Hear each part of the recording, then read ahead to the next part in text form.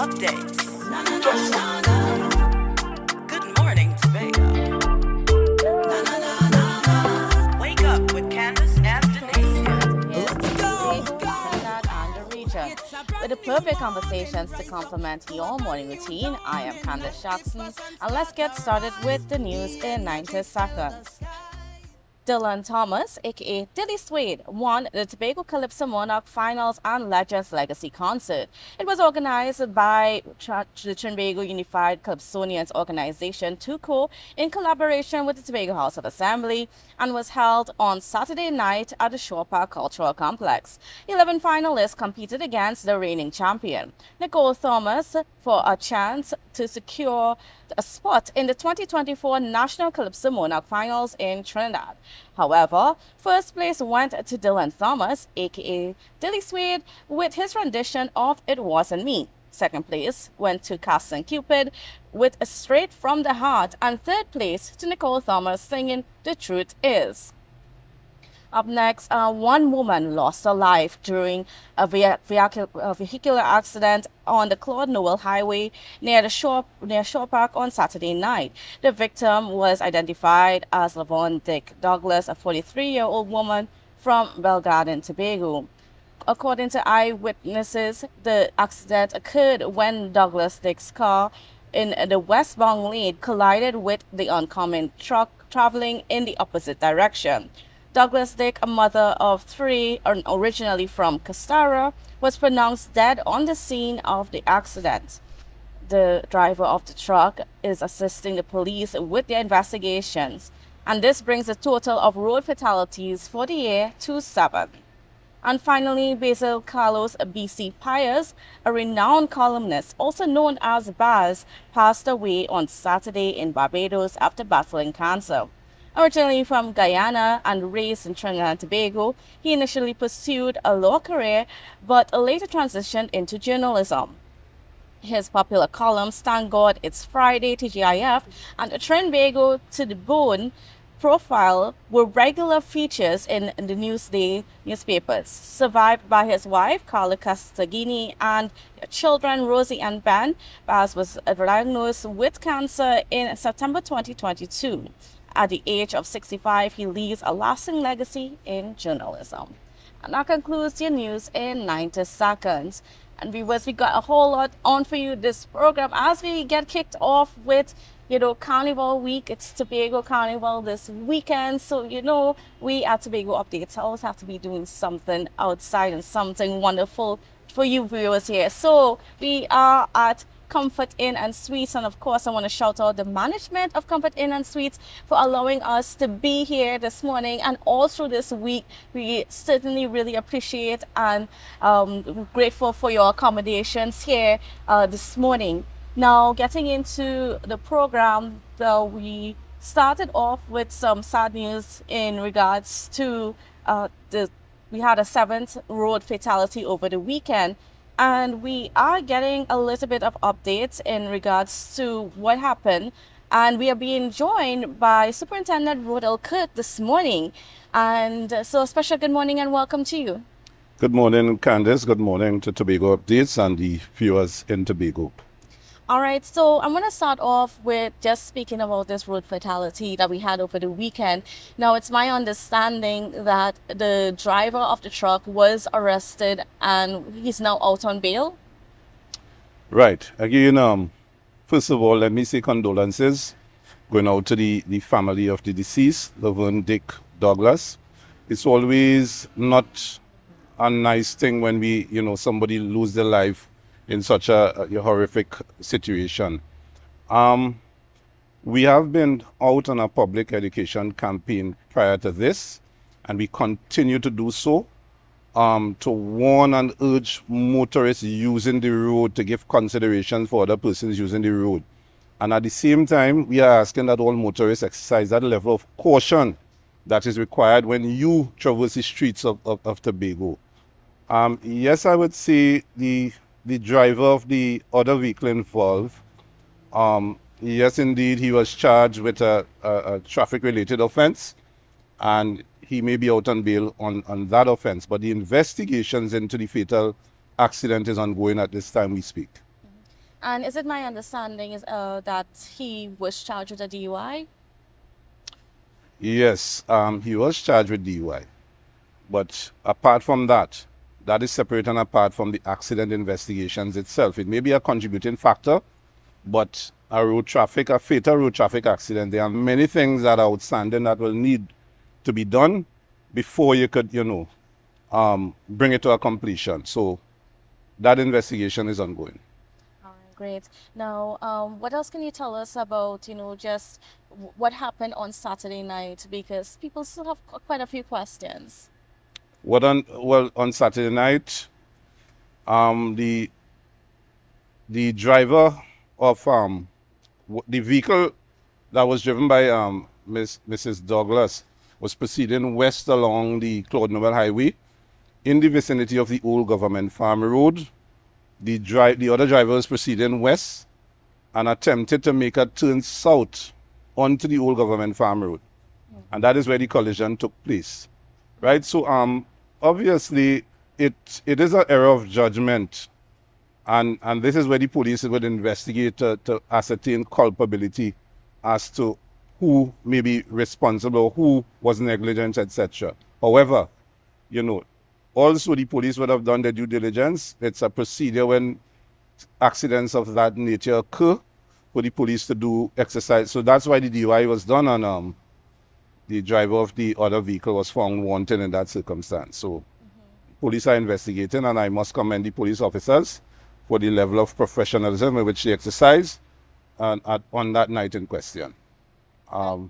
And there was another incident that happened over the weekend. And before we get into the carnival tips, and I will get into conversation about us drinking and driving and all of that stuff. But there was a shooting incident that happened in Goodwood. And what can you tell us as to what happened there? What led to the shooting incident? What exactly happened in Goodwood? Well, we cannot establish a motive as yet. The guys were on the street linemen per se, and when they were confronted by a gunman who fired several shots, hitting the victim. The victim was taken to the hospital where he underwent the emergency surgery.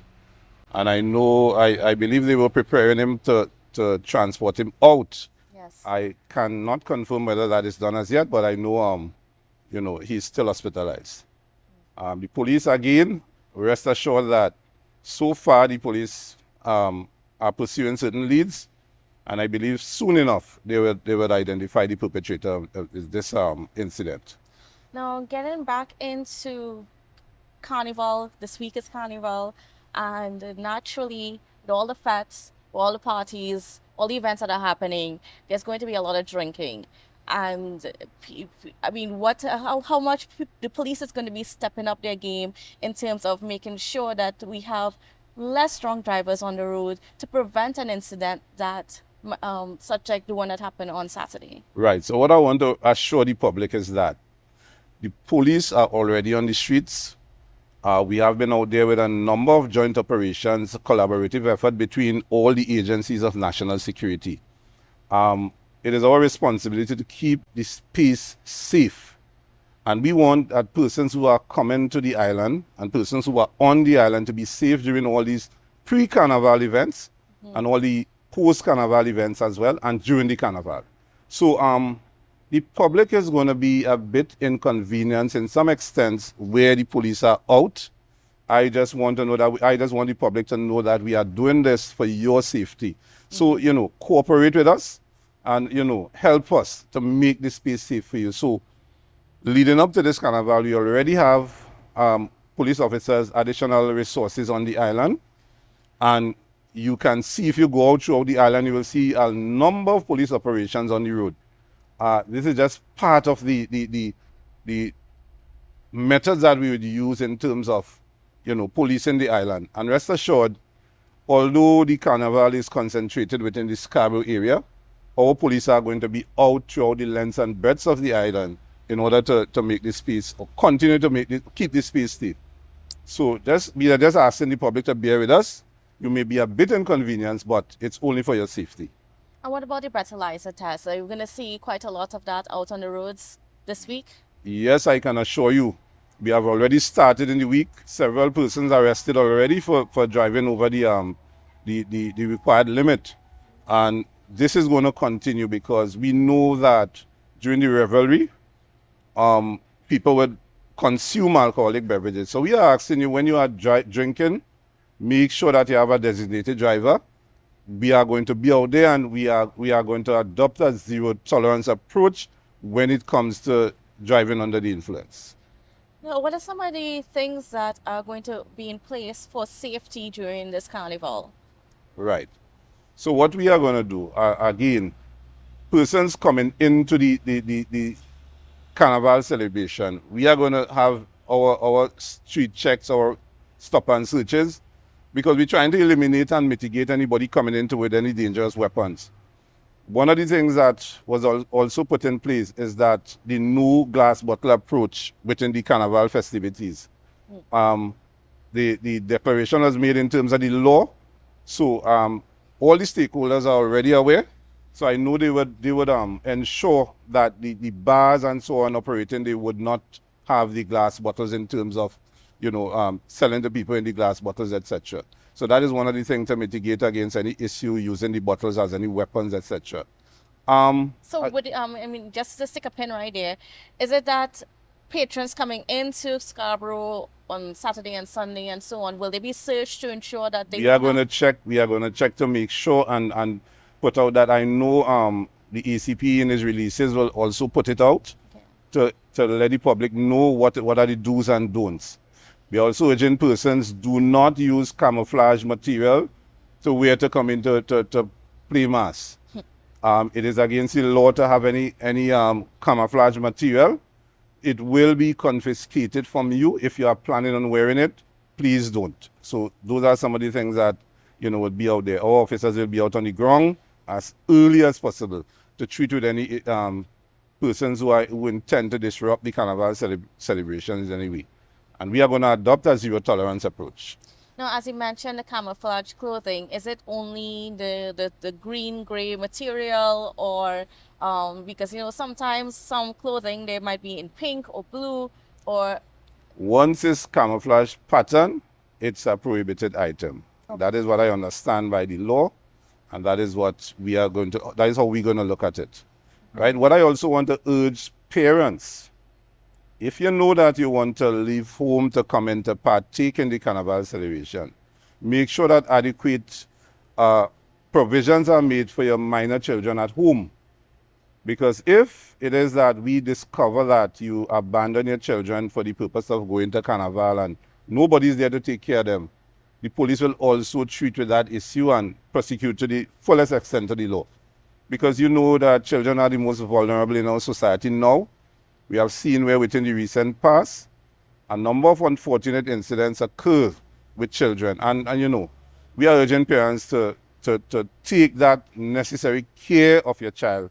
Do not abandon them, leaving them for, a home alone. Also, when you come to the carnival, we know that we have a station set up for missing, lost and found and missing children.